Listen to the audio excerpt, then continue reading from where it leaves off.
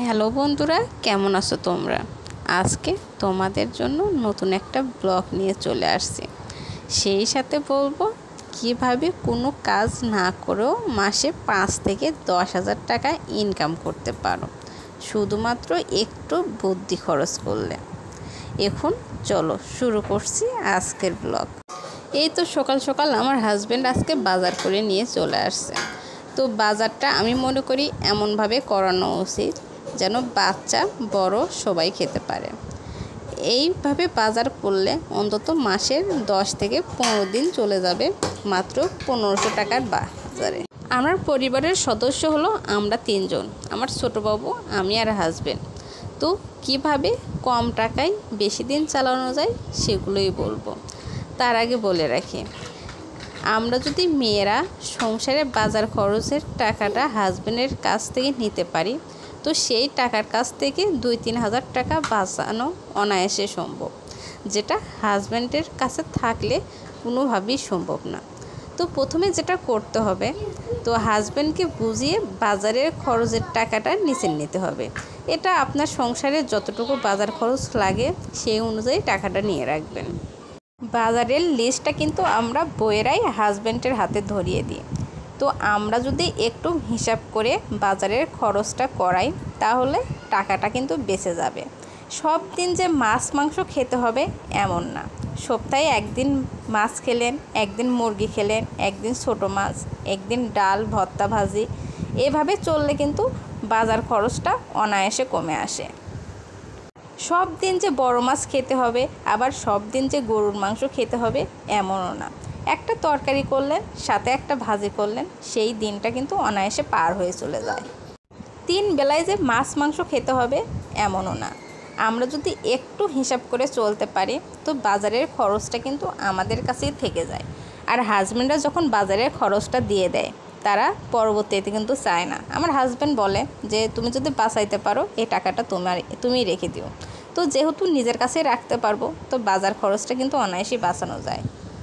আর মেয়েদের হাতে যদি সংসারের বাজার খরচটা আসে, আমার মনে হয় তারা আরও বেশি সেভ করতে পারে।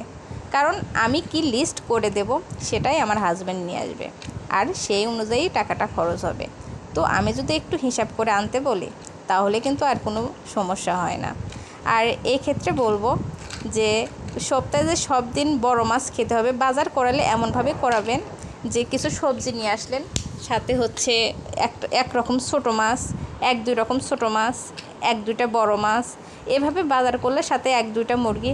তো এভাবে বাজার করলে অনায়াসেই কিন্তু মাসের 15-20 দিন চলে যায়। দেখা যায় একদিন ছোটো মাছ করলেন, পরের দিন বড় মাছ। আর ছোটো মাছ করলে যদি বাসায় বাচ্চা থাকে, অবশ্যই বাচ্চার জন্য পাবদা মাছটা নিয়ে আসবেন। পাবদা মাছটা কিন্তু কাঁটাটা অনেক কম থাকে, আর বাচ্চারাও খায় ভালো। ছোটো মাছের তরকারির মধ্যে বাচ্চার জন্য 2টা পাবদা মাছ দিলে কিন্তু সেদিন বাচ্চাদেরও হয়ে গেল, আর আপনার গ্যাস ভরে নতুন কিছু বাচ্চার জন্য রান্নাও করা লাগলো না। তো ওই দিনটা কিন্তু অনায়াসে ঝামেলাবিহীন চলে গেল। আর আমার কাছে যেটা মনে হয়, আমরা মেয়েরা সংসারে ফ্রি শ্রম দিই। তো দিন শেষে ম্যাক্সিমাম হাজব্যান্ডগুলোই তারা বউদের হাত খরচের কোনো প্রকার টাকা দিতে চায় না। তো আমরা যদি হাজব্যান্ডদের বলি যে আমারও একটা হাত খরচ আছে, তো তুমি আমাকে মাসে 2-3 হাজার হাত খরচের টাকা দিও, আর এই হাত খরচের টাকাটা যদি তারা দেয়, তো তাহলে কিন্তু মাসে এমনিতেই বাজার খরচ থেকেও টাকা বেঁচে যাচ্ছে, আবার হাত খরচের টাকাও পেয়ে যাচ্ছে।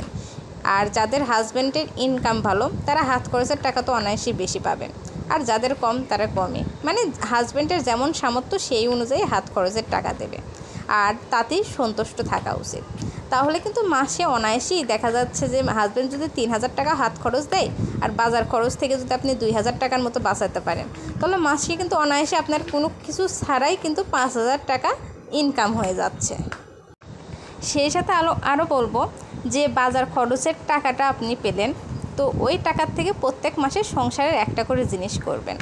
এতে করে হাজব্যান্ডরা আপনাকে টাকা দিতে আগ্রহ বেশি প্রকাশ করবে, যে আমার তো এক্সট্রা কোনো টাকা দেওয়া লাগছে না, এ তো বাজার খরচের টাকার থেকে বাঁচিয়ে সংসারের জিনিসও করছে, তো বাজার খরচটা এর কাছে দেওয়াই ভালো।